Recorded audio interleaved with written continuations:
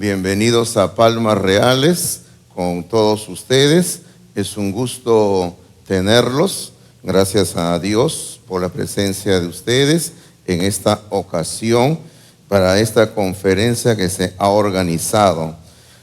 Bien, honestamente este tema que voy a desarrollar, que me han asignado, no acostumbro a hacerlo en el templo, en la iglesia, porque es un tema más que todo que se da para aulas de clases, donde uno puede interactuar con los alumnos, podemos discutir, podemos recurrir a lecturas de algunos libros. Entonces ahí es donde estamos siempre viendo este asunto, pero me pidieron que trate este tema y yo creo que la razón es porque ellos saben, lo que han organizado, que este curso de historia de la iglesia, yo lo vengo dictando, bueno, no todos los años, pero un año sí, cada 2 años, así lo hacemos. Lo vengo enseñando durante 35 años, desde el año 1998. Así que de ahí vengo enseñándole este curso y creo que los hermanos piensan que soy un experto en historia de la iglesia, pero no soy experto en historia de la iglesia, solamente soy un simple aficionado a leer la historia de la iglesia nada más. Pero bueno, como dice ahí la proyección, el título es una aproximación a la historia de la iglesia bautista. Porque, hermanos, la presente exposición es una simple reflexión, e insisto en la palabra, una simple reflexión en torno al desarrollo, al génesis o sobre las raíces de los movimientos, y fíjese que estoy hablando en plural, de los movimientos que posteriormente desembocaron en la formación de la denominación anabaptista o bautista. O sea, como digo, esta es una simple reflexión, ¿verdad? Porque es imposible que en un evento de esta naturaleza, entonces le decía que es imposible que en este breve tiempo podamos desarrollar en su totalidad un tema que de por sí exige un estudio mucho más extenso en cuanto a tiempo, hermanos. Normalmente y de una forma muy apretada, desarrollamos este curso de historia de la iglesia bautista en el lapso de 2 semestres, o sea, lo que viene a equivaler a 8 meses de estudio durante un año, y haciéndolo cada semana a 4 horas académicas mínimo. Ahora, usted imagínese eso, ¿no? 8 meses, 4 horas semanales, y aquí tenemos que tratarlo en ¿cuánto tiempo, no? Pero deseo iniciar mi participación haciendo referencia a Mateo capítulo 16, versículo 18, y asumo que como buenos bautistas han traído su Biblia, ¿verdad? ¿O no la han traído? No, algunos la han traído en su celular, dice. ¿Ya? Hermano, traiga siempre su Biblia en formato físico, ¿verdad? La Biblia, la palabra del Señor dice, no me avergüenzo del Evangelio, ¿verdad? Porque es poder de Dios. Pero bueno, pues ya. Pero ¿qué dice en Mateo capítulo 16, versículo 18? Dice así la palabra del Señor. Dice, yo también te digo que tú eres Pedro, y sobre esta roca edificaré mi iglesia, y las puertas del Hades no prevalecerán contra ella. De este versículo que acabamos de leer se desprenden 3 verdades. Verdad número 1, que Jesucristo es el fundamento de la iglesia. Él es la roca sobre la cual se encuentra edificada la iglesia. Verdad número 2, que se desprende de este versículo que acabamos de leer, es que Jesucristo es el fundador y constructor de su iglesia. Eso es muy importante de entender, hermano, que Él es el fundador y el constructor de la iglesia. Porque a veces siempre preguntan, ¿no? ¿Y quién es el fundador de la iglesia de ustedes? Y nuestra única respuesta siempre tiene que ser Jesucristo, ¿verdad? Él es el fundador de nuestra iglesia, Él es el constructor de la iglesia. Y Él empezó a construirla desde los días de su ministerio terrenal. Verdad número 3 que encontramos aquí es esta, que Jesucristo nunca ha fallado a su promesa. Porque en este versículo hay una promesa. Y esa promesa la podemos interpretar así: siempre ha existido la iglesia y todas las artimañas del infierno nunca han podido ni podrán destruirla. O sea, esa es la promesa de Jesucristo. O sea, Él es el fundamento de la iglesia, Él es el fundador y constructor de la iglesia, y el infierno nunca podrá destruir a la iglesia. Siempre ha habido iglesia verdadera y seguirá habiendo iglesia. Ahora, en cierto momento de esta exposición que estamos iniciando, vamos a hacer referencia, y ustedes han recibido ahí una separata, donde hay una parte donde han colocado algo de lo que yo les di a los hermanos, que se titula Reglas para el estudio de la historia de la iglesia. Bueno, esto le han dado como un complemento a lo que yo voy a estar hablando en esta noche. O sea, todo lo que yo voy a estar hablando esta noche no está ahí escrito, así que si usted lo está buscando no lo va a encontrar, ¿no? O sea, ese es un complemento nada más, ¿ya? Y vamos a hacer referencia, e insisto, solamente referencia a algunos puntos de la separata que ahí se les ha dado a ustedes. Bueno, lo primero que quiero comenzar diciéndoles esto, queridos hermanos, de que debemos de enseñar nuestra historia, la historia de la iglesia bautista. Ahora, ¿dónde debemos de enseñar la historia de la iglesia bautista?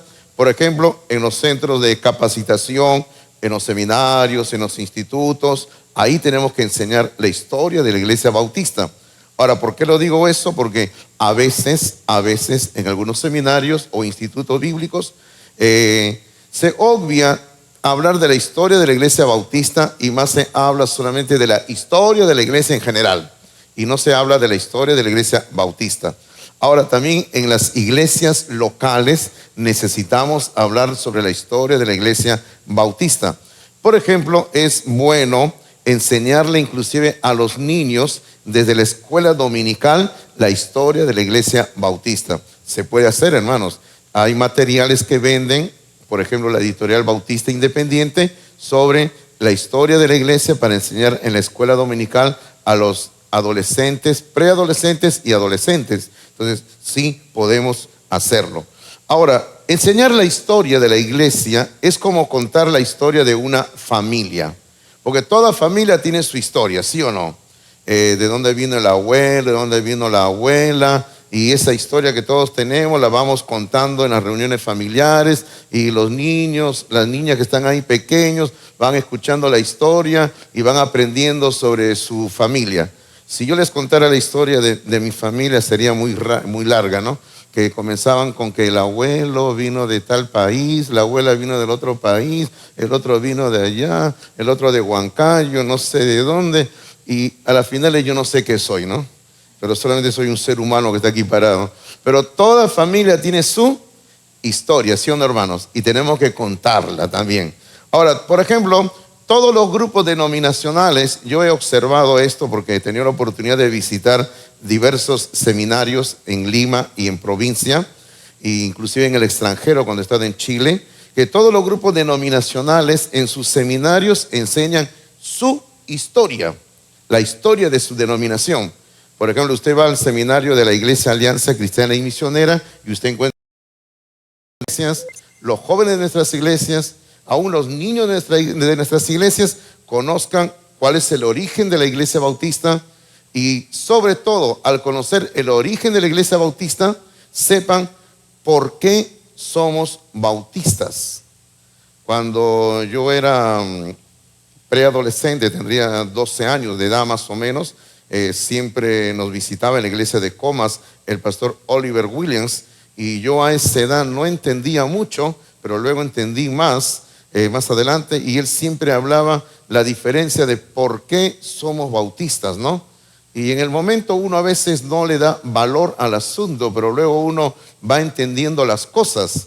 Y hay, hermanos, 101 razones, por no decir 1000 ya, pero hay 101 razones que tenemos que conocer por la cual somos bautistas y por qué no somos otros grupos. Ahora, en el desarrollo de la revelación bíblica, la historia es clave. Es por eso que en el Antiguo Testamento, al leer cualquier libro del Antiguo Testamento, siempre están haciendo referencia a eventos históricos. Por ejemplo, usted lee el libro de Salmos y usted sabe que el libro de Salmos está dividido en 5 libros a su vez. Y cada uno de estos libros está haciendo referencia básicamente a los eventos de los libros del Pentateuco. Están refiriéndose la historia, la creación, se refieren a la salida de Egipto, se refieren a lo que ocurrió en el desierto. Y están así, hermanos. Usted puede pensar en cualquier otro libro. El libro de Nehemías hace lo mismo. Los libros de los profetas hacen lo mismo. ¿Por qué, hermanos? Porque la historia es lo que posteriormente a la nación de Israel le dio la forma de una nación, de un grupo constituido de seres humanos con un mismo trasfondo histórico. En el Nuevo Testamento se nos ha dado la historia de nuestro Salvador Jesucristo y la historia de los primeros años donde cuando se inició la iglesia. Yo creo que todos nosotros sabemos que esos primeros años de formación de la iglesia se encuentran en el libro de Hechos de los Apóstoles. Ahora, en el material que ustedes han recibido hay una regla número 1, que como digo, solamente hacemos referencia, pero usted mírelo ahí en el material en el que está, el que yo he entregado, por si acaso, porque hay de los 3 expositores, ¿no?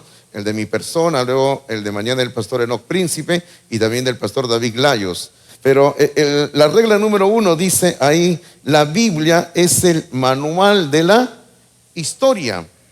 O sea, nosotros, cuando nos acercamos al estudio de la historia de la iglesia, nosotros consideramos esto aquí. Nosotros consideramos que el fundamento de nuestra filosofía de la historia es la Biblia. Nosotros partimos de esta premisa, que si nosotros queremos aprender algo, lo tenemos que hacer haciendo uso de la Biblia. Cuando queremos aprender todo, hermanos, no podemos desligar la historia de la iglesia de lo que la Biblia nos enseña. Ahora, ahí mismo, en la regla número 1, si usted voltea la página, usted verá en el punto 3 de la regla número 1, usted verá ahí en la página número 2, usted verá que ahí dice, la Biblia es nuestra guía en este estudio. Ahora, por 2 razones dice, porque el libro de Hechos nos da el fundamento, el libro de Hechos nos da el fundamento de la historia de la iglesia. Y aquí viene algo también muy importante que queremos colocarlo ahí en la pantalla, ¿no? Donde dice que el libro del Apocalipsis también nos da el bosquejo de la historia de la iglesia. Y este es el bosquejo que nos da el libro de Apocalipsis en el capítulo 2 y capítulo número 3. Ahí encontramos un bosquejo en base a las 7 cartas del Apocalipsis. Bueno, lamentablemente no hay tiempo para explicar este asunto con detalles, pero solamente les digo de que cuando yo tengo la oportunidad de enseñar el curso de historia de la iglesia, lo hacemos dividiendo toda la historia de la iglesia en 7 partes. Y cada parte de la historia de la iglesia lo hacemos dividiéndolo en las iglesias que encontramos en el capítulo 2 y capítulo 3 del Apocalipsis. Pero ahí tratamos de darles a ustedes en esta noche un bosquejo que nos presenta el capítulo 2 y capítulo 3 del Apocalipsis sobre la historia de la iglesia. Ahora nosotros, como cristianos que usamos la Biblia y tenemos la Biblia como nuestra guía en toda creencia, en toda práctica, nosotros también, hermanos míos, creemos bajo la enseñanza de las Escrituras de que lo que estamos esperando ahora es el arrebatamiento de la iglesia. Eso es lo que estamos esperando, ¿verdad? Al menos yo estoy esperando eso, ¿verdad? Aunque hay algunos cristianos que no creen que Cristo va a llevar a la iglesia, ¿no? Algunos cristianos, yo no sé dónde sacan esas enseñanzas erradas de que creen que la iglesia va a pasar por la tribulación. Y no es así. La iglesia va a ser arrebatada antes de la tribulación por Cristo, ¿verdad? Pero si alguien desea quedarse aquí, le dejamos las llaves del templo, ¿ya? Para que durante los 7 años haga los cultos, dirija, nos limpian el templo, por favor, ¿ya? Pero la iglesia de Cristo será llevada al cielo, ¿no? Pero el capítulo 2 y 3 de Apocalipsis nos presenta este diagrama sobre el desarrollo de la iglesia, de historia de la iglesia. Como digo, honestamente, hermanos, honestamente les digo, en base a este diagrama, nosotros construimos el curso que dictamos durante un año. Y hermano, ahí hay bastante pan por rebanar en cuanto al estudio de la historia de la iglesia. Pero tenemos que avanzar, ¿ok? Luego dice así, algo también muy importante en el estudio de la iglesia es La perspectiva del historiador, del que enseña la historia, siempre está afectada por su filosofía bíblica, teológica y escatológica. Eso es lógico, ¿verdad? Cuando una persona explica la historia, el desarrollo de algo, de un evento en particular, hermanos, usted va a encontrar con diferentes opiniones porque la perspectiva de la persona que está explicando el asunto lo hace a su manera. ¿Usted alguna vez, por ejemplo, ha conversado con, y voy a utilizar la palabra, algún hermano chileno, y usted ha conversado con algún hermano chileno sobre la guerra del Pacífico? ¿No lo ha hecho? Ok, hágalo un día y va a ver usted que se arma otra guerra. ¿Ya? Y hermano, yo he conversado y yo cuando he ido a Chile, que he viajado varias veces, y bueno, cuando acá en Lima también hemos tenido la visita de hermanos chilenos, y yo siempre procuro no tocar el tema porque yo sé que es un tema controversial, ¿no? Pero ellos me pican la lengua y uno no puede con su genio, pues hermano, ¿no? Entonces comenzamos a conversar y nunca nos ponemos de acuerdo, ¿no? Ahora usted dirá, ¿por qué? Bueno, la historia son hechos. Hubo una guerra, hubo un conflicto, sucedió esto, sucedió lo otro, pero cada uno explica las cosas de acuerdo a cómo las ve. O sea, esa es la perspectiva del historiador. A esto también, hermanos, hay que entender que esto se le llama la cosmovisión. O sea, la forma en que la persona entiende cómo sucedieron las cosas, cómo todo lo que está a mi alrededor, en este caso hablando de un historiador bíblico, la historia bíblica, la teología, mi escatología, va a afectar cómo interpreto lo que ocurrió en la historia de la iglesia. Y justamente eso es lo que nosotros explicamos en la regla número 2. Usted lo tiene ahí en la página número 2 también, en la regla número 2, en la página número 2, dice así, dice, las perspectivas, o sea, las creencias del historiador afectarán su interpretación de los eventos de la historia de la iglesia. Y usted ahí puede verlo con más detalle, cómo es que hay básicamente dos perspectivas de la historia de la iglesia. Si usted me acompaña a ver en la página 3, en el punto número 6 de la regla número 2, página 3, en el punto número 6, ahí empezando la página 3, dice, la perspectiva de Dios en cuanto a la historia de la iglesia son las 7 cartas a las iglesias en Apocalipsis 2:3, justamente lo que está aquí en la pantalla. Esta es la perspectiva de Dios. Después de entender estos dos capítulos de Apocalipsis 2 y 3, podemos usarlo como un filtro para toda la información que existe de la historia.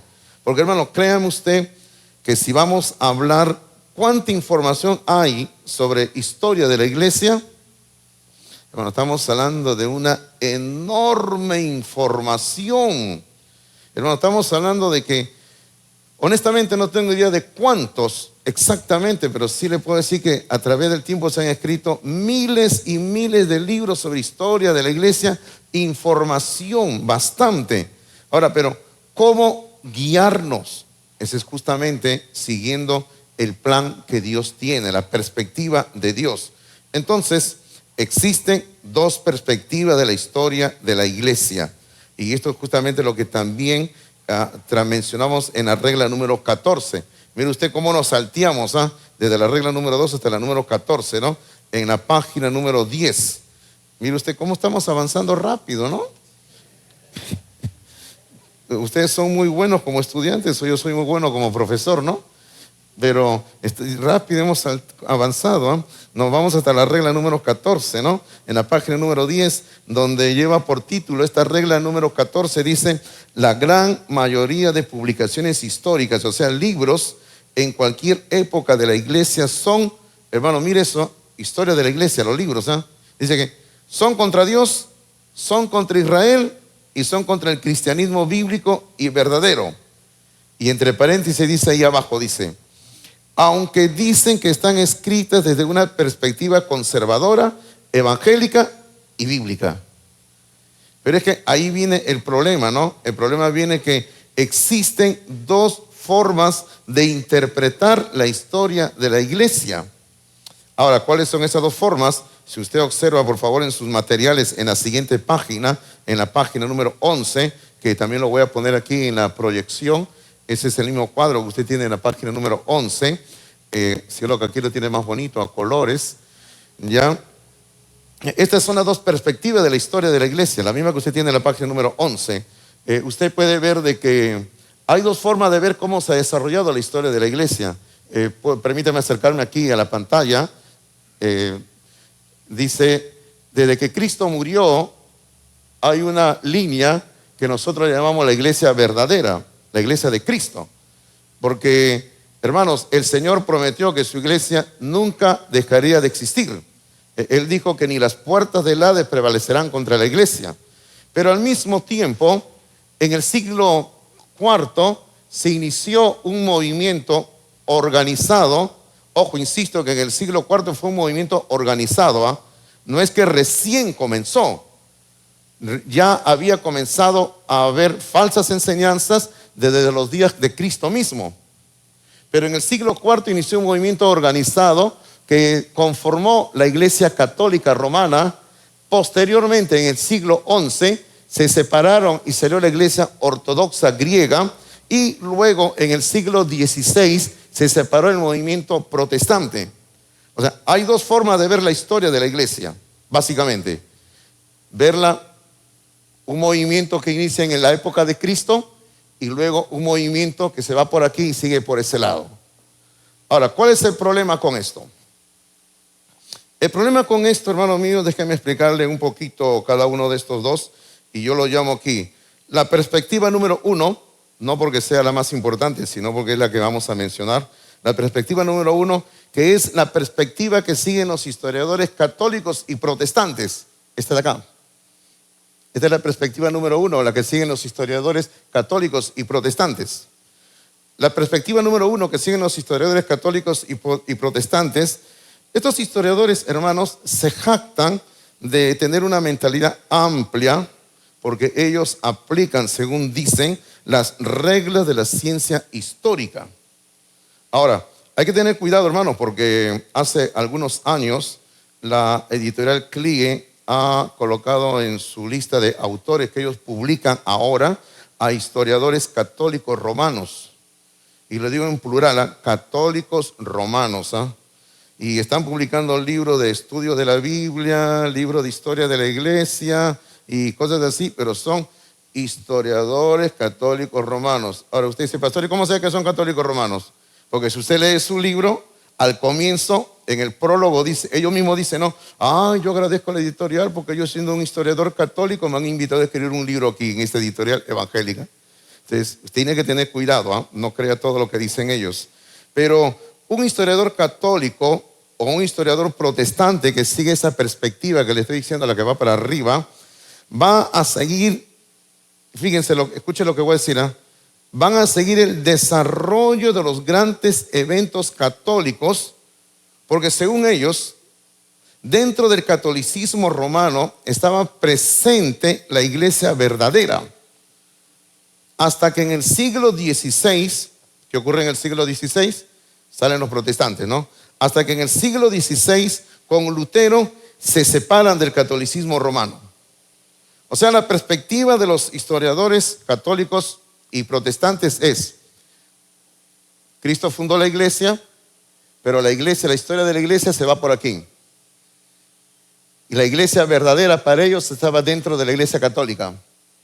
Es por eso que cuando usted acude a un libro de historia de la iglesia, usted siempre va a encontrar que comienzan a estudiar, por ejemplo, los concilios. Comienzan en el año 325 con el concilio de Nicea, luego pasan al otro concilio, luego pasan a los papas, luego vienen las cruzadas y así, sigue, ¿no? Esa es la línea que siguen los libros de historia por regla general. En nuestro medio evangélico, el historiador más conocido, bueno, no es el único, digo, es el más conocido, que tiene libros que ha publicado bastantes, es Justo González, con su monumental obra, que inicialmente lo publicó en 10 libros, luego lo sacaron en 2 tomos y ahora en un solo voluminoso tomo, Historia del Cristianismo. Ahora, Justo González al cual en verdad lo he leído desde los años 80. Mire, ¿desde cuándo? Cuando yo ingresé al seminario bautista en Chillón, me hicieron leer a Justo González. Ya estamos hablando del año 80, hermanos, cuando no había muchos libros en nuestro idioma español. Hoy en día hay, pero una cantidad enorme, ¿verdad? Me hicieron leer el libro de Justo González. Lo he leído, y de ahí lo he leído y lo he releído porque lo he usado en mis cursos de historia de la iglesia. Tuve también la oportunidad de llevar un curso de unas semanas con Justo González en persona y con su esposa, que también es historiadora. Dicho sea de paso, salimos peleando en el curso. ¿Por qué? Porque me encomendaron un trabajo, no a mí, sino a todos nos encomendaron un trabajo para aprobar el curso. Y entonces yo agarré el curso, el tema sobre los bautisterios, no el bautizo, sino los bautisterios en la historia de la iglesia. Y comenzamos, y yo traté de que habían edificaciones que se habían encontrado que tenían un bautisterio. Entonces, y nos mencionaba tal iglesia en tal ciudad, en tal año lo descubrieron, así mencionábamos, ¿no? Algo. Y luego cuando yo le presenté, él después ya de unos días estaba comentando los trabajos y dice, acá por ejemplo Hidalgo me ha presentado este trabajo, pero yo no entiendo por qué él argumenta que el bautismo tenía que ser por inmersión si había un bautisterio, dice. Yo le digo, ¿y para qué servía un bautisterio entonces? Le digo, hermano, eso servía para llenar agua y de ahí sacaban un poquito y le echaban a las personas en la cabeza. ¿Por qué le digo eso, no? Porque Justo González, él es metodista y él enseña de que el bautismo es por aspersión. O sea, él enseña de que los niños pueden y deben ser bautizados siendo pequeños, porque esa es parte de la teología reformada. La teología reformada cree, entre otros grandes errores, del bautismo por aspersión a los niños, y porque ellos dicen que el bautismo ha reemplazado la circuncisión. Pero bueno, pero históricamente, hermanos, esta es la línea que siguen los historiadores católicos y protestantes. Ellos creen eso, que la iglesia verdadera se metió por la iglesia católica romana. Pero la segunda perspectiva es la que seguimos nosotros, es la línea roja, que es lo que llamamos los historiadores bautistas. A los historiadores bautistas se les tilda, no puedo decir se nos tilda porque yo no soy un historiador, como lo dije, soy un simple aficionado a leer la historia nada más. A los historiadores bautistas se les tilda de tener una mentalidad reducida, porque dice que hacen una mala interpretación de los eventos, de los sucesos de la historia. Y inclusive yo he leído que se les acusa a los historiadores bautistas de ignorantes porque desconocen las reglas de la ciencia de la historia. Entonces, como no conocen las reglas de la ciencia de la historia, son ignorantes y no se puede tomar con seriedad sus conclusiones. Hermanos, un historiador bautista va a entender que desde un inicio, las iglesias fieles a la sana doctrina se separaron de ese gran movimiento y que siempre hubo, y como hemos dicho, hubo y habrán iglesias fieles a la sana doctrina y a Dios. O sea, eso es lo que nosotros creemos, lo que nosotros enseñamos, ¿verdad? Ahora, permítame hacer una afirmación, algo que yo estaba pensando y espero que usted capte los nombres que yo voy a dar. Le digo, ¿no? La iglesia bautista no le debe nada. La iglesia bautista no tiene nada que ver ni con Roma, ni con Wittenberg, ni con Ginebra. Así se lo digo de plano, ¿verdad? La iglesia bautista no le debe nada, no tiene nada que ver ni con Roma, ni con Wittenberg, ni con Ginebra. El nombre de 3 ciudades. No tenemos nada que ver nosotros. Ahora, si usted quiere que lo digamos de otra manera, lo vamos a decir así nosotros. Los bautistas no somos protestantes. No somos protestantes por historia ni por doctrina. O sea, por historia ni por doctrina, no somos protestantes. Se nos llama protestantes porque somos parte de un movimiento grande que es un movimiento evangélico que no sigue la línea de la Iglesia Católica. Bueno, se nos puede llamar así, pero si hacemos precisiones, no somos protestantes, queridos hermanos. No pertenecemos al movimiento protestante.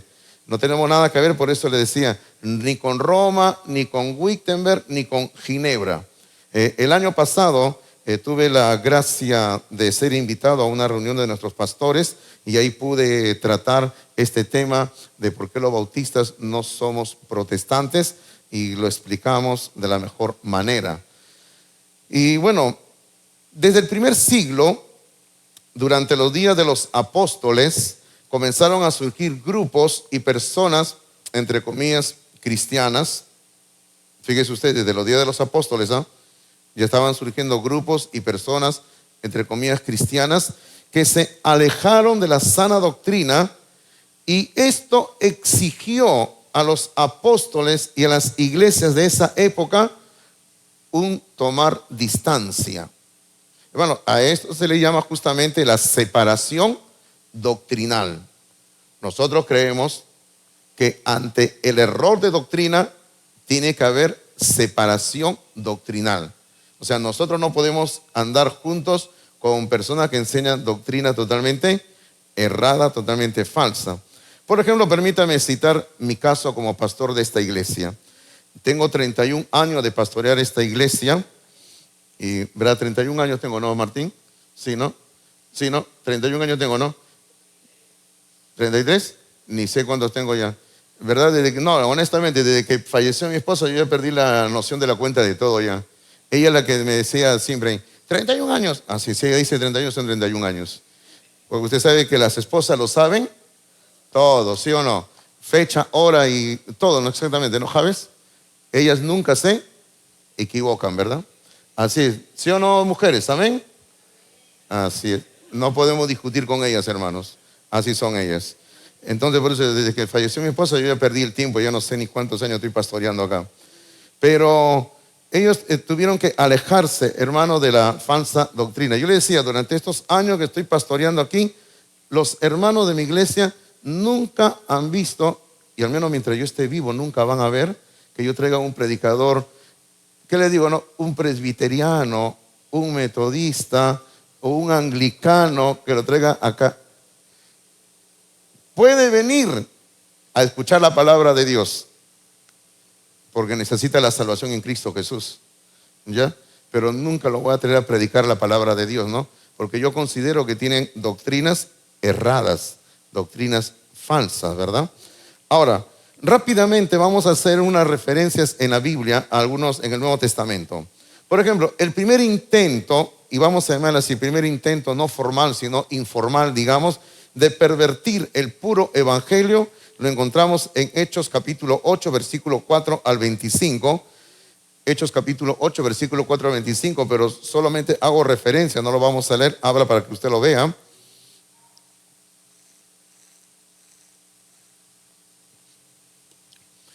En Hechos 8, 4 al 25 tenemos la historia sobre los inicios de la evangelización en Samaria por parte de Felipe. Creo que todos conocemos la historia, si hemos leído ya el libro de Hechos. Felipe, guiado por el Señor, llega a Samaria llevando el evangelio. Es la primera vez que el evangelio sale de la provincia de Judea y se va a la provincia de Samaria, cumpliéndose la promesa del Señor de que tenía que predicarse el evangelio también en Samaria.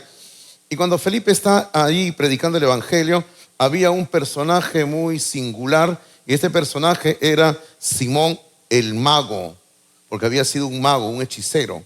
Y este hombre se convirtió, y la Biblia dice que este hombre andaba detrás de Felipe por todo lugar. Bueno, no sabemos si estaba queriendo aprender más, pero luego salen las intenciones de su corazón, porque él quería otra cosa, porque él veía que Felipe, bajo la dirección del Espíritu Santo, Felipe obraba milagros, obraba señales. Entonces este hombre, hermano, quiso comprar con dinero, lógicamente, ese poder que Felipe tenía. Y también cuando luego llega Pedro y toda la comitiva, le dice, les pago para que me den ese poder. Y usted sabe cómo termina la historia, ¿no? Pedro lo reprende y el hombre, bueno, sale y se va. Pero se cree, y ahí estamos viéndolo en la historia, se cree que este hombre siguió predicando, entre comillas, no sabemos qué predicaba, pero se cree que este hombre siguió predicando y dio origen a un movimiento que infectó a muchas iglesias. Fíjense qué época, ya en los primeros años de la formación del cristianismo. O sea, este Simón que lo vemos ahí nosotros en Hechos capítulo 8, fue uno de los que comenzó un movimiento de enseñanza de cosas falsas.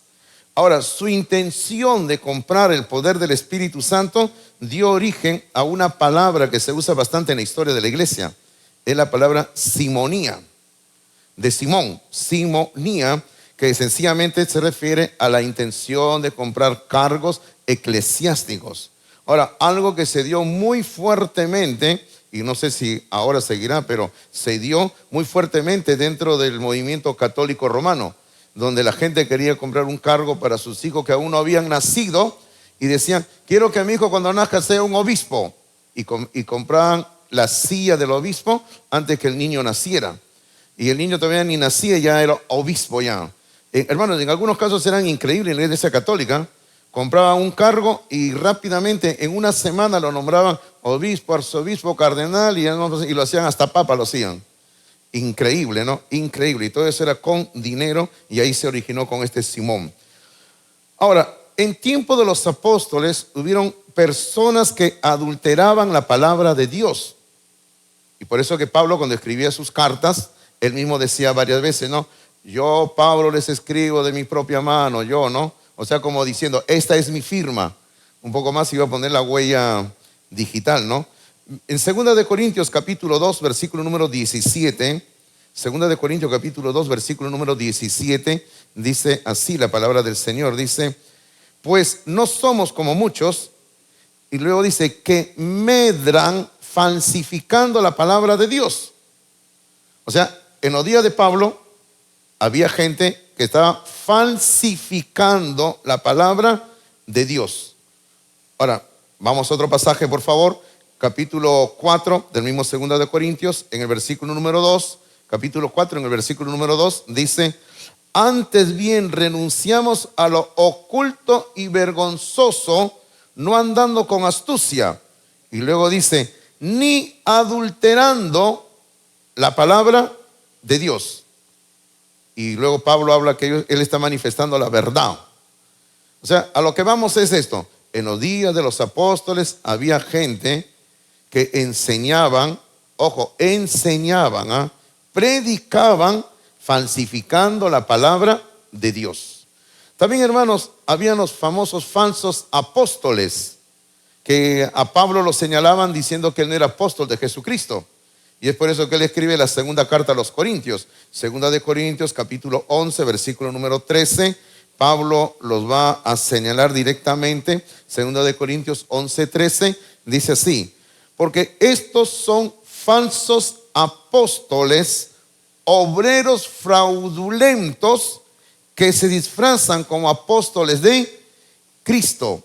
Mire usted cómo le llama Pablo a estos hombres que estaban enseñando cosas falsas.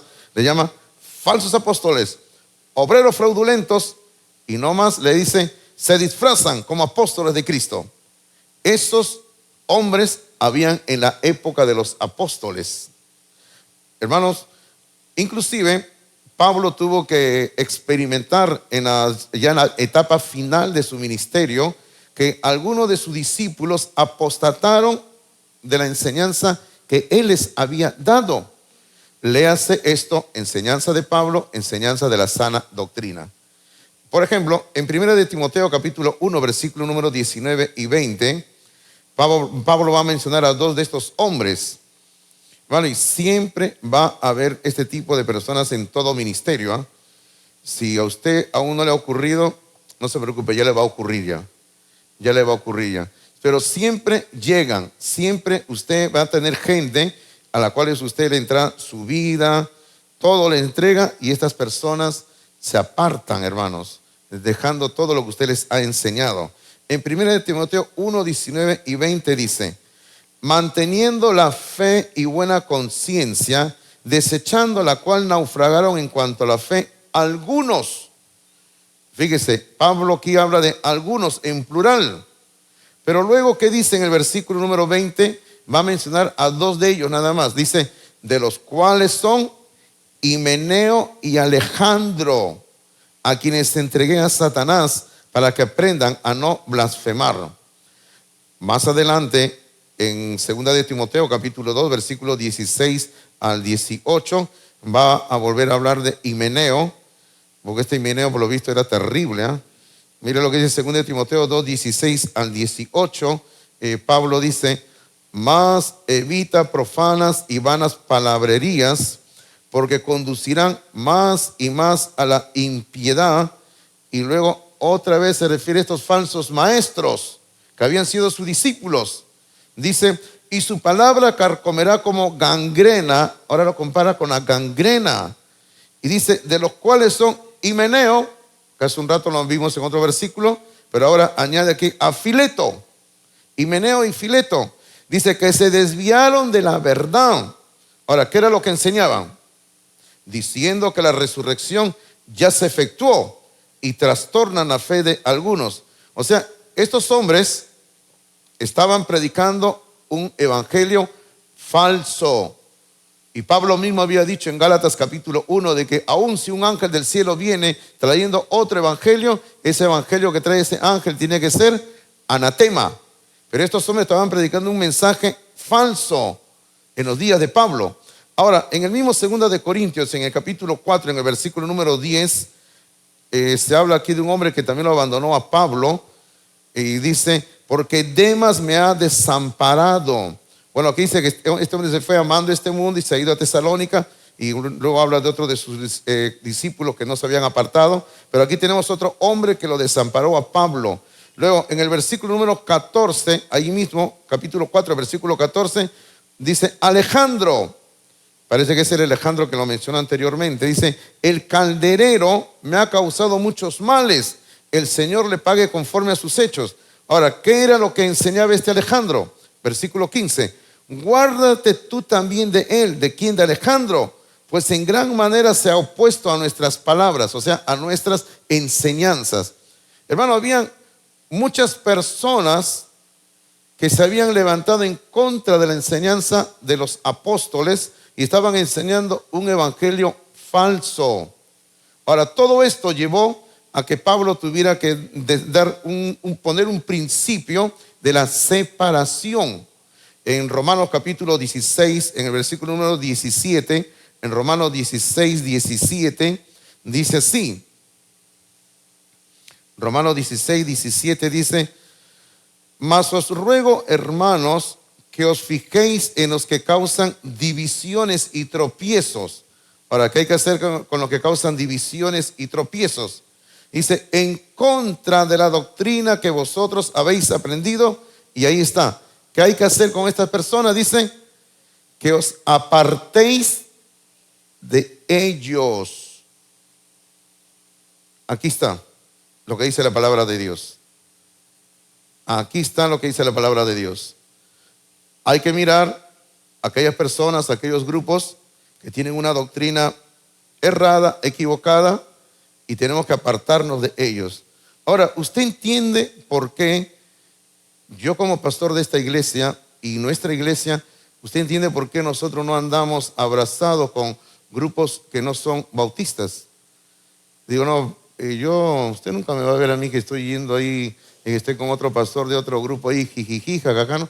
Tengo muchos amigos, pero yo no comparto con ellos ministerio. Tengo amigos de la vida, de estudios, que nos conocemos, hermanos, pero son amigos y ha ido más, ¿verdad? Pero ministerialmente no compartimos nada. Hace un tiempo uno de mis amigos de otro grupo evangélico de acá de Lima, estábamos conversando y él me decía: ¿y cuándo me invitas a predicar a tu iglesia? Y yo le dije: puedes ir a mi iglesia a escuchar la palabra de Dios, le dije, pero ten por seguro que no te voy a invitar, le dije yo. Y me dice: ¿y si yo te invito a ti? Ah, yo voy. Sí, pero yo predico el evangelio, le dije, no voy a predicar lo que tú crees, le digo. Ah, no, no te invito mejor, me dice. No sé qué enseñarías, ¿no? Así es, mejor no me invites, le dije, ¿no? Y nunca me invitó. Bueno, el centro del cristianismo. ¿Cuál era el centro del cristianismo? Inicialmente, como es de conocimiento general, el centro de la cristiandad se encontraba en la ciudad de Jerusalén. Todos conocemos eso porque ahí en Jerusalén el Señor murió, Estaban en Jerusalén los discípulos en Hechos capítulo 2, cuando vino en Pentecostés, vino el Espíritu Santo, ahí estaba, ¿no? Ahora, por favor, permítame decirlo otra vez a los que recién llegaron. Todo lo que estoy hablando no está en la separata. No estén buscando, porque tal que buscan no está. Hemos dicho desde un comienzo, ¿verdad? Eso pasa por venir tarde, ¿no? ¿Ya? Y yo he dicho, solamente yo voy a hacer referencia en ciertos momentos a la separata. Yo le veo a uno que tengo que buscar. No se mate buscando, no está ahí. Escuche nada más. Mañana sí, el pastor no está lo que usted va a hablar está en la separata, ¿no? Amén. ¿Ya? Ahí, con él sí van a estar ahí. Y también el pastor Layo también está todo en la separata, pero conmigo no está en la separata todo, esta vez. Esta vez no. Los que siempre están en los cultos saben que yo siempre les doy nota del sermón y ahí pueden seguir todo, ¿no? Pero esta vez no. Ok. Entonces le decía que todo comenzó en Jerusalén, el cristianismo, Cristo murió, vino el Espíritu Santo, los apóstoles estaban en Jerusalén, ellos salieron desde Jerusalén para llevar a cabo la obra de la gran comisión. Pero, queridos hermanos y hermanas, ya en esos días de los apóstoles se estaban gestando dos nuevos centros donde el cristianismo se concentraría. Y esos dos nuevos centros también es algo muy importante para entender el desarrollo de la historia de la iglesia. Ahora, cuando en el año 70 después de Cristo ocurrió la destrucción de Jerusalén en manos de los romanos, esta destrucción de Jerusalén se convirtió en un detonante para que de una forma ya, y valga la redundancia, algo formal, estos dos nuevos centros adquirieran fuerza a nivel mundial en la cristiandad. El primer centro que se estaba formando, y lo menciono porque lo considero que es el centro bueno, digámoslo así, era en la ciudad de Antioquía. Que todos hemos oído hablar de Antioquía. La ciudad de Antioquía es el lugar donde a los seguidores de Jesús se le llamó por primera vez cristianos. La ciudad de Antioquía es donde Pablo y su equipo misionero fueron comisionados para iniciar la obra de Dios en diferentes lugares. Y esta era la ciudad de Antioquía. Ahora, con el paso de los años, fíjense de qué época estamos hablando, después del año 70, después de Cristo, después de la muerte de Pablo, con el paso del tiempo, Antioquía se convirtió en un centro para defender la sana doctrina, porque ya no había Jerusalén. Entonces los cristianos, ¿dónde tomaron como centro de operaciones? La ciudad de Antioquía. Y ahí en Antioquía, hermanos, se formaban líderes, porque había lo que nosotros llamaríamos hoy en día un seminario. No se le llamaba seminario, se le llamaba simplemente escuelas de entrenamiento, algo así.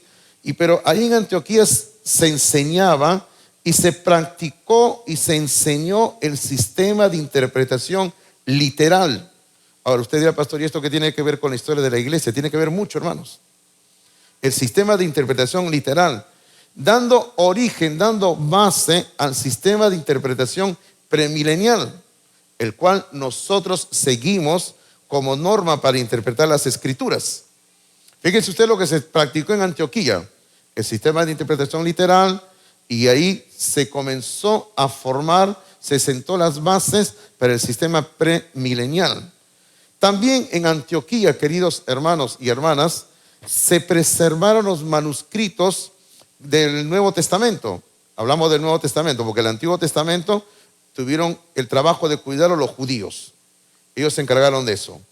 Pero el Nuevo Testamento se encargaron los cristianos. Pero las cartas que escribían los apóstoles eran copiadas y eran guardadas en Antioquía. Ahora, estas cartas, los escritos del Nuevo Testamento, es lo que posteriormente dieron para la formación de un Nuevo Testamento griego que tiene un nombre en latín, que es el Textus Receptus, que en castellano sería el texto recibido. O sea, el texto griego recibido de los apóstoles tal como nos llegó a nosotros. Y que ha servido, o sea, este texto griego que ha venido desde Antioquía, ha servido como base para la traducción de importantes Biblias en muchos idiomas. Solamente mencionemos 3 de ellas nada más. Por ejemplo, en inglés, en el idioma inglés, este texto griego que viene de Antioquía ha servido como traducción de la King James Version. En alemán la utilizó Martín Lutero para hacer su Biblia en alemán. Y en castellano es lo que nosotros tenemos, la excelentísima traducción de Reina Valera. Ahora, usted puede ver de dónde viene entonces la Biblia que nosotros usamos, ¿verdad? De ahí viene, de Antioquía. Pero luego, paralelo, miren, en la época de los apóstoles, mientras que Antioquía, al norte de Jerusalén, estaba tomando fuerza, sin embargo, al sur de Jerusalén, pero mucho más lejos, en el país de Egipto, se estaba formando otro lugar que se llamaba en Alejandría, en la ciudad de Alejandría.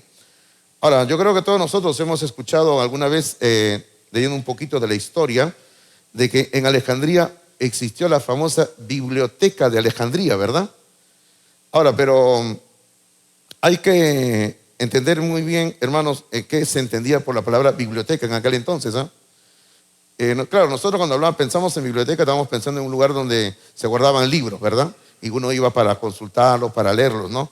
Pero una biblioteca en aquellos entonces, hermanos, era algo así como, para que podamos entender, como una universidad, donde habían investigadores, donde habían maestros, lógicamente donde había una inmensa cantidad de libros, habían aulas, habían clases y había de todo ahí.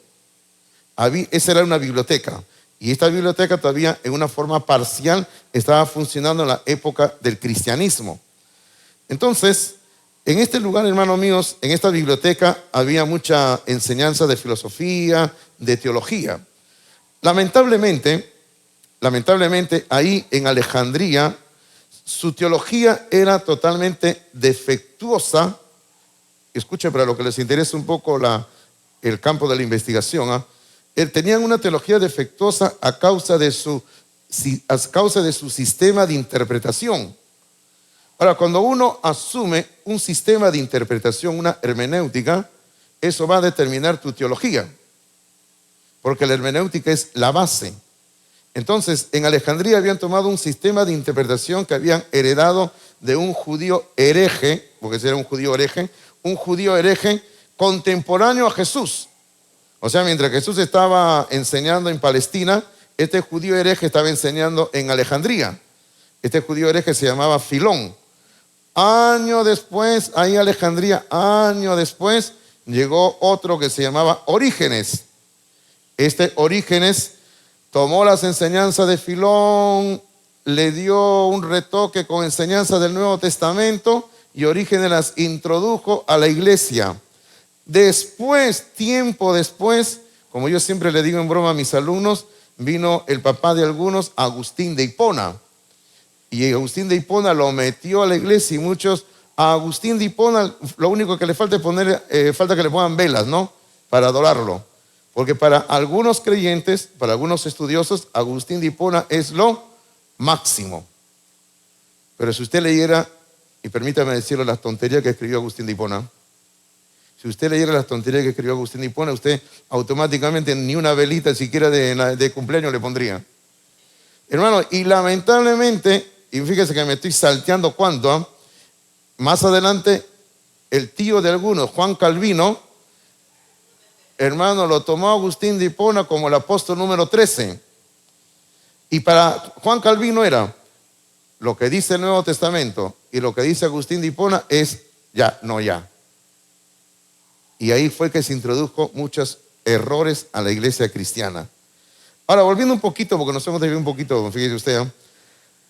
Ahí en Alejandría fue donde se creó, por decirlo así, el sistema de interpretación alegórico o figurado, como norma absoluta para la interpretación de todas las escrituras, dando origen al sistema amilenial y postmilenial. Sistema, hermanos, sistema que se sigue justamente, ya no está la diapositiva, que lo siguen, y permítame de repente retrocederlo, ¿no? Ahí está.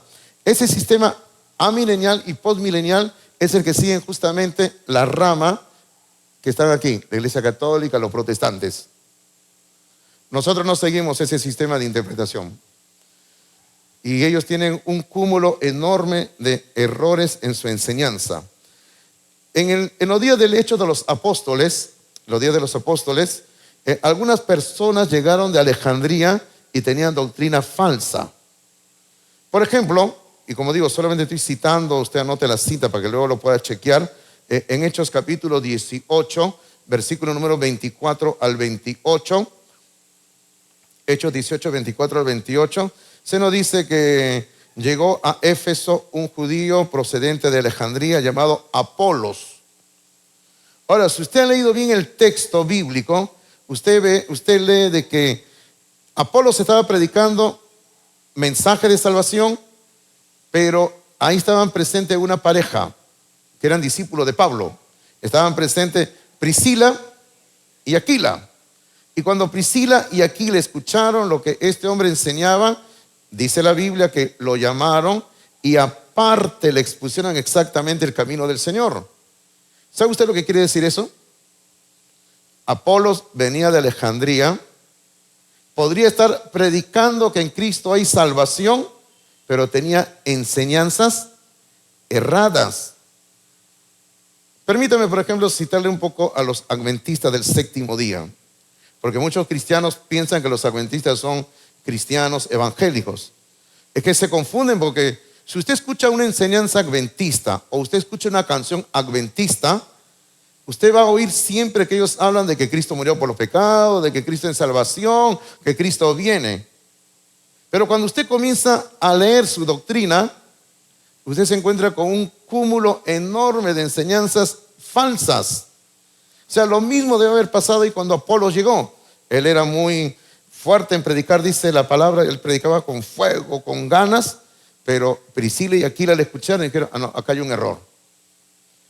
Y le enseñaron el camino correcto de la palabra de Dios. ¿De dónde venía este hombre? Venía de Alejandría. Ahora, en el mismo contexto, fíjese, inmediatamente que termine esa historia de Apolos, en el capítulo 19, versículo 1 al 8, tenemos una segunda historia de un grupo de personas con las que Pablo se encontró. Hermano, y parece que por el lugar, era la misma ciudad, Éfeso, parece que también, y digo parece porque el texto bíblico no lo dice, pero parece que estas personas también venían de Alejandría. Y estas personas también tenían doctrina errada. Porque Pablo les pregunta, ¿no? ¿Ustedes recibieron al Espíritu Santo? ¿Y qué cosa dicen? Ni siquiera hemos oído que hay Espíritu Santo. Y Pablo dice, ¿y en qué fueron bautizados? En el bautismo de Juan. Ahora, el problema no era el bautismo de Juan. Porque, hermano, Cristo fue bautizado por Juan el Bautista. El problema no era el bautismo de Juan. El problema era que estas personas habían recibido falsa enseñanza y por lo tanto, y escuche, y aquí va usted a entender por qué nosotros hacemos eso en esta iglesia bautista. Por lo tanto, ¿qué dice el texto? Pablo los bautizó. Otra vez. Porque ellos venían de un grupo que estaba enseñando doctrina falsa. Y por eso aquí cuando alguien viene yo le digo, no, usted necesita ser bautizado. Pero yo recibí a Cristo en mi corazón, amén, al cielo voy. Pero estuviste en un grupo que te enseñaron algo falso, ¿no? Hermano, créanme ustedes que en nosotros poniendo así las cosas en claro, perdemos a veces a algunas personas que están asistiendo a nuestra iglesia. Y últimamente yo he perdido a 5 personas en estas 2 últimas semanas. 5 personas hablaron conmigo de pastor, nos vamos a retirar porque no queremos volver a bautizarnos. Vayan, seguimos siendo hermanos y amigos, visítenos cuando quieran, ¿no? Pero muchos otros sí aceptan y entienden que tienen que volver a ser bautizados porque estuvieron participando en un grupo donde había una enseñanza totalmente errada. Ahora, y también es posible, y fíjese, digo que es posible porque las escrituras no lo dicen, no lo dicen las escrituras, que Apolos, al venir del mismo lugar, es posible que haya sido vuelto a bautizar por esta pareja de Aquila y Priscila. Es posible también. Ahora, en este lugar, volviendo a hablar otra vez un poquito de Alejandría, en este lugar de Alejandría se concentraron los manuscritos que luego los expertos los hombres más doctos que puedan existir en el planeta Tierra, lo comenzaron a mutilar. O sea, cuando los expertos comenzaban a ver que había un pasaje que ellos consideraban que no coincidía con la enseñanza, lo sacamos. Lo mutilaron, lo cambiaron y añadieron algunas cosas. Ahora, ustedes recuerdan, hermanos, los que ya tenemos algún tiempo de ser cristianos, que antiguamente este problema lo veíamos siempre en la Biblia de los testigos de Jehová. ¿Sí o no? Y nos escandalizábamos, ¿verdad? Pero ahora ya el problema ya no está solo en la Biblia de los testigos de Jehová, sino hay en 100 y no sé cuántas versiones que se llaman evangélicas. Y algunos hermanos siempre dicen, pastor, ¿y qué pasó? Dice. De que justamente estas nuevas traducciones están siguiendo la línea de los manuscritos corruptos que vienen de la ciudad de Alejandría. ¿Y cuál tenemos ahí? Solamente por mencionar alguna nada más, porque la lista es larga. Tenemos, por ejemplo, la NBI, la NTV, la Biblia de las Américas, la Nácar Colunga, Dios habla hoy, y la lista sigue, ¿verdad? ¿Y cómo usted lo sabe? Porque usted comienza a ver que le faltan versículos, han cambiado, o le ponen una notita ahí que dice, fíjense, vienen con una mentira, y ahí caen los indoctos. ¿Sabe que ustedes saben cuál es la mentira? Dicen, este versículo o este pasaje, fíjense, no se encuentra en los manuscritos originales. Entonces, si un hermano cuando le dice, ay, no están los manuscritos originales, hermano, ese es un cuento. ¿Sabe por qué? Porque no existen manuscritos originales. No hay. Lo único que existe en el planeta Tierra son copias de las copias manuscritos que se hacían. Porque el material que se usaba en aquel entonces se deterioraba muy rápido. Entonces hacían copias de las copias. No hay manuscritos originales. O sea, cuando alguien habla diciendo, esto no está en el texto original, le está mintiendo. Otra cosa es que diga, este pasaje no se encuentra en algunos manuscritos griegos, se lo acepto, ¿no? Pero no se puede hablar de manuscritos originales. Ahora, hermano, quisiéramos seguir hablando de la historia de la Biblia, pero en verdad es un tema fascinante, extenso, que también en el curso de historia de la iglesia que ofrecemos de un año, ahí lo tenemos metido ese tema, que lo vamos viendo por las etapas de la historia de la iglesia. Ahora, todo lo que hemos hablado, visto estos versículos donde Pablo tiene este problema con los discípulos y todas estas cosas, esto es lo que dio base a un movimiento separatista por causas doctrinales, o también como se nos llamaba los disidentes heréticos. Ahora, hay un diagrama a colores que lo tenemos allá atrás, y yo había pedido a los organizadores que me pusieran eso aquí, pero vino una señora que no quiere decir su nombre, que se puso a decorar acá y dijo que no lo pongan y lo pusieron atrás. Y estoy muy resentido con esa señora. Ahora, si hubiera estado mi esposa, ni siquiera yo lo hubiera pensado, porque mi esposo hubiera dicho, Fernando, eso se ve feo ahí, se queda atrás. Pero como no está mi esposa, quise hacer lo mismo, pero la otra señora, como es discípula de mi esposa, dijo, no, se va atrás. Y ahí está atrás. Pero para que ustedes no estén volteando, lo voy a poner aquí en la pantalla chiquito, y aunque sea chiquito, pues hermano, el mismo que... Si no pueden ver, le echan la culpa a la señora, pues, ¿eh? Por eso yo dije eso, yo lo quería aquí, para enseñarles, pero ¿qué vamos a hacer? Algo es algo, ¿verdad, hermanos? Como dice alguien que yo conozco, a nada, ¿verdad? Así es, a nada, ¿no? Ahora, en este diagrama a colores, ustedes pueden visualizar un resumen de la historia de la iglesia en base a las dos perspectivas. Lo que estábamos hablando, ¿no? Lo que estábamos diciendo nosotros de que esta es la línea que sigue el sistema católico romano con los protestantes. Y si usted observa, mire usted todos los grupos que están ahí, que usted lo puede ver allá con más detalle, todos los grupos evangélicos salen justamente de este movimiento protestante. Sin embargo, acá abajo nosotros tenemos una línea, una sucesión de iglesias de tipo bautista. Tenemos aquí, que luego se formó la iglesia bautista. Fíjense, nuestra historia es totalmente distinta a la historia que normalmente se utiliza, se enseña. Ahora, y permítame insistir en eso. Ahora, usted entiende históricamente, porque no estamos hablando teológicamente mucho, usted entiende históricamente por qué practicamos el rebautismo. Porque todas estas iglesias que están ahí arriba han salido no de la rama de la iglesia bautista, sino de un movimiento protestante, que son hijos e hijas de la iglesia católica romana. Ahora, y al ser hijos e hijas de la iglesia católica romana, hermanos míos, tienen algunas enseñanzas que no son bíblicas. Deseo hablar brevemente, porque ya me pasé del tiempo y espero no estarlos cansando, pero deseo hablar brevemente del primer movimiento de separación doctrinal posterior a los apóstoles. Porque hemos hablado cómo es que en día de los apóstoles hubieron personas que se separaron enseñando falsa doctrina. Pero luego que murieron los apóstoles, surgió un movimiento que se separó de todas estas falsas enseñanzas y está aquí en el primer siglo, o a fines ya entrando al segundo siglo, vendría a ser más o menos en el año 140, 150 después de Cristo. Miren qué época, hermanos, ¿no? Tenemos aquí a los montanistas. Yo quiero hablar de ellos, de los montanistas, un poquito. No voy a hablar de todo porque si no el asunto es demasiado largo. Ahora, ahí permítame decir algo, hermanos, y también hay otro cuento que se nos ha dicho y que es totalmente falso. El cuento que se nos ha dicho es de que no había Biblias en esa época todavía. Eso es falso, hermanos.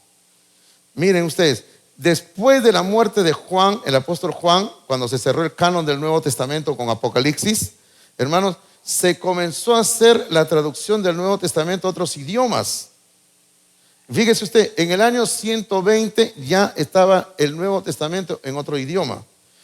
Un Nuevo Testamento que circuló por todo el Imperio Romano en aquel entonces era el Nuevo Testamento llamado la Ítala. Así se le llama, la Ítala. Era un Nuevo Testamento en base al idioma latín, que luego, siglo después, la Iglesia Católica lo va a tomar, lo va a mutilar, lo va a cambiar, lo junta con el Antiguo Testamento y va a sacar la famosa Vulgata latina. Pero ya existía la Ítala.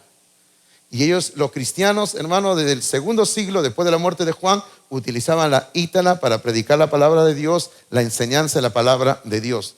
Y ellos lo estuvieron usando. Ahora, también yo le menciono eso porque hay que corregir otro detalle. Hermanos, un detalle bien grave es que se nos ha hecho creer que la iglesia al comienzo usaban ese Antiguo Testamento pervertido, que era el Antiguo Testamento de las 70. Hermanos, eso es falso. La iglesia del Señor no usaba la Septuaginta. Honestamente, yo durante muchos años me tragué ese cuento también. Yo me lo tragué ese cuento con todo pies y zapatos, y yo lo creía. Pero luego cuando uno sigue leyendo, uno aprende, y hay una palabra que yo siempre le uso y le digo a mis alumnos, ¿no? La lectura nos desasna, les digo, ¿no?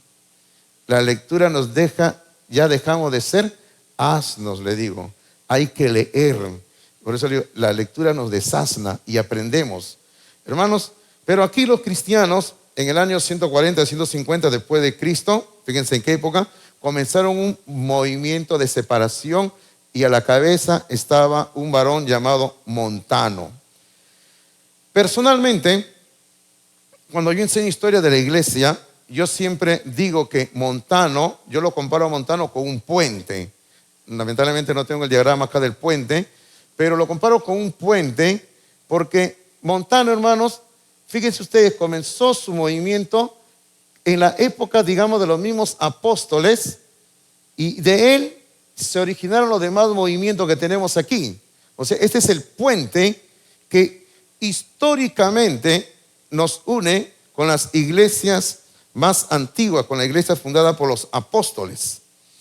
Ahora, hermanos míos, este es un puente histórico que nos une con los apóstoles y con los grandes movimientos de un cristianismo verdadero y bíblico.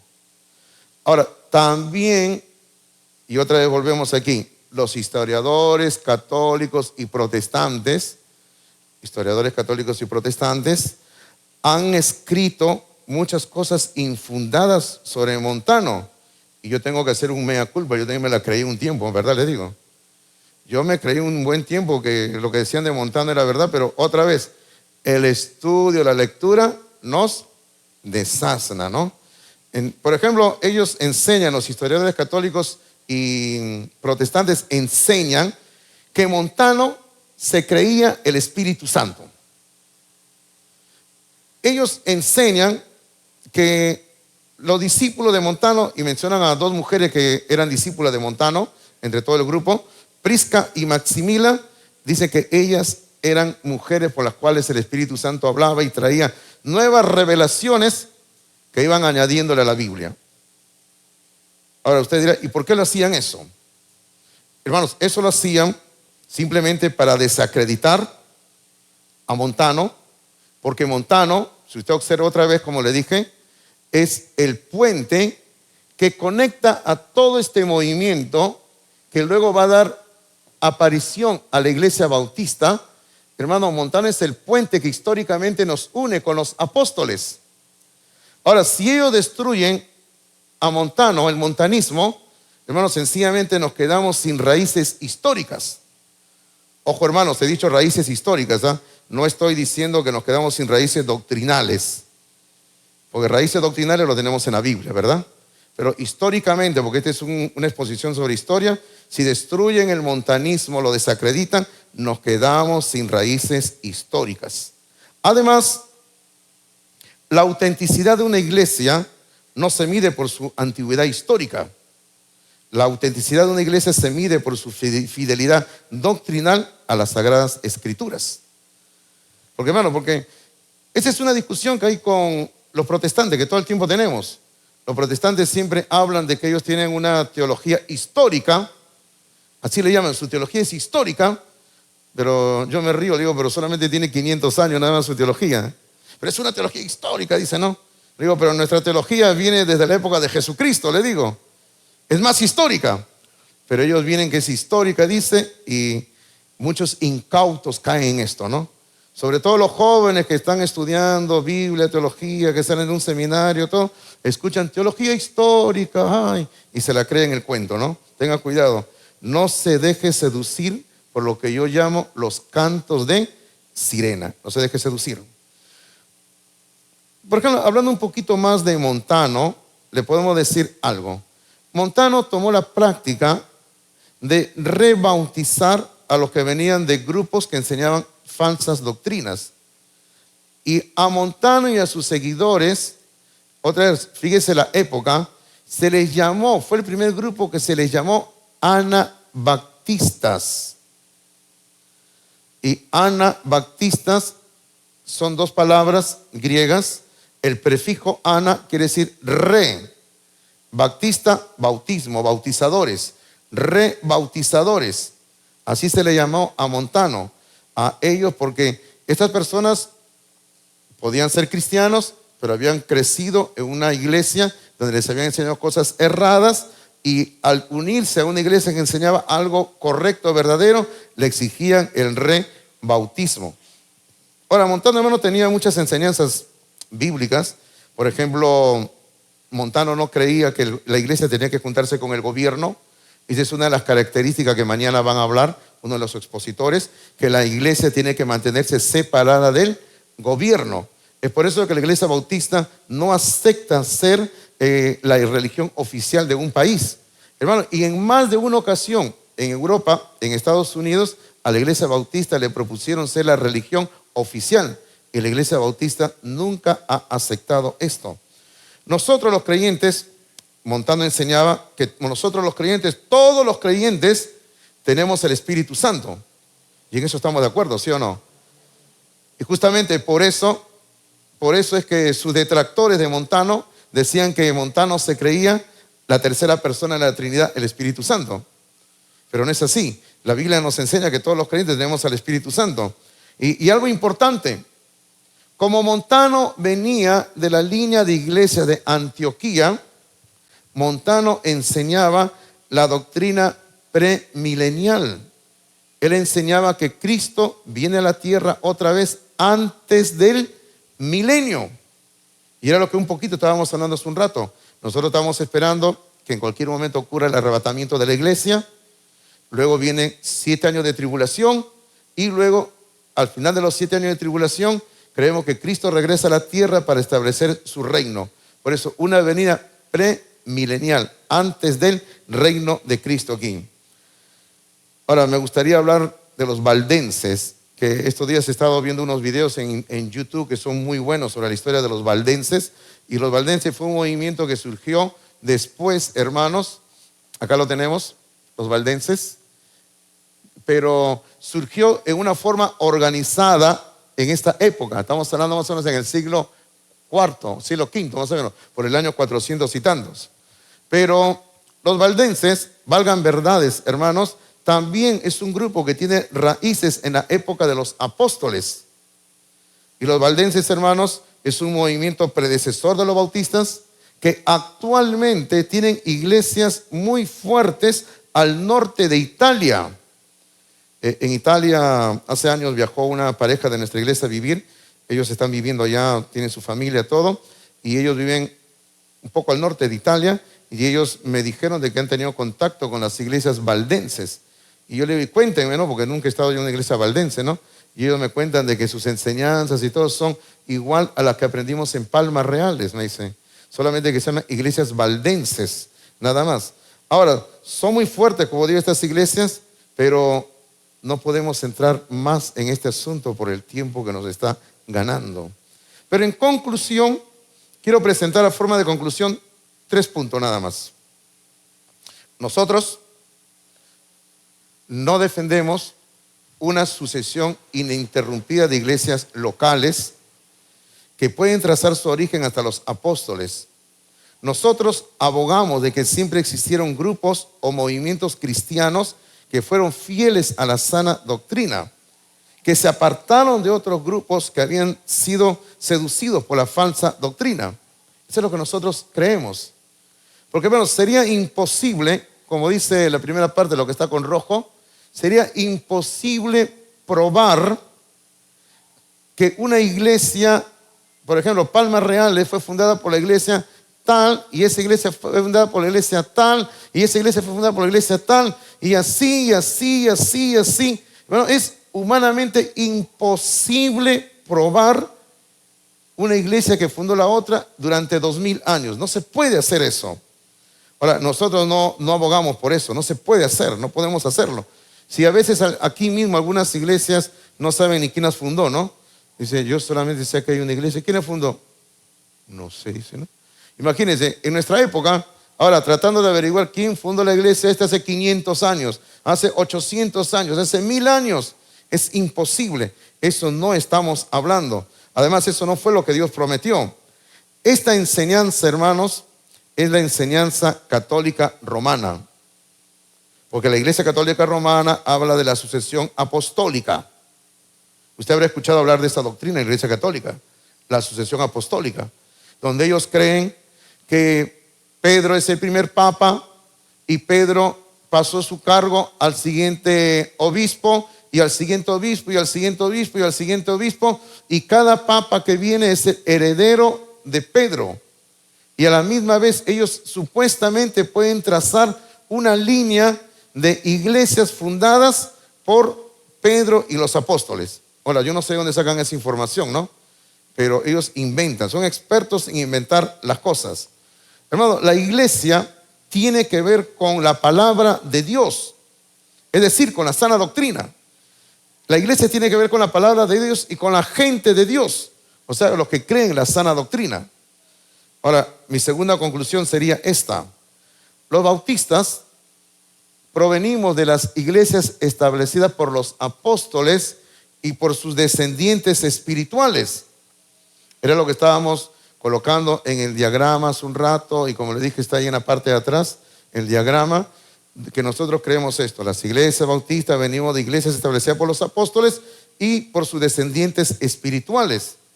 Mi tercera conclusión y última es, las iglesias bautistas siempre han estado presentes a través de la historia, con diferentes nombres, pero con los mismos distintivos doctrinales y prácticas. Ahora, apoyar la enseñanza de otros grupos que dicen, y permítanme volver a colocar el diagrama, que dicen que la iglesia, la historia de la iglesia se tiene que estudiar siguiendo el patrón de la iglesia católica, hermanos míos, porque según ellos dicen que la iglesia de Cristo está dentro de la iglesia católica, que luego en el siglo XVI con Lutero se separan recién de la iglesia católica. Bueno, eso es completamente falso, es una mentira absoluta. Sin embargo, nosotros los bautistas tenemos otra perspectiva, ¿verdad? Nosotros creemos, como lo que está abajo, que cristianos fieles a la sana doctrina se mantuvieron firmes, se separaron de esas iglesias que estaban en falsa doctrina y ellos comenzaron a crear diversos grupos con la misma enseñanza, con la misma doctrina, y que hoy en día son la iglesia bautista. Muchas gracias por su presencia, gracias por su paciencia en oírme, más de una hora. El Señor le bendiga a ustedes. Muchas gracias.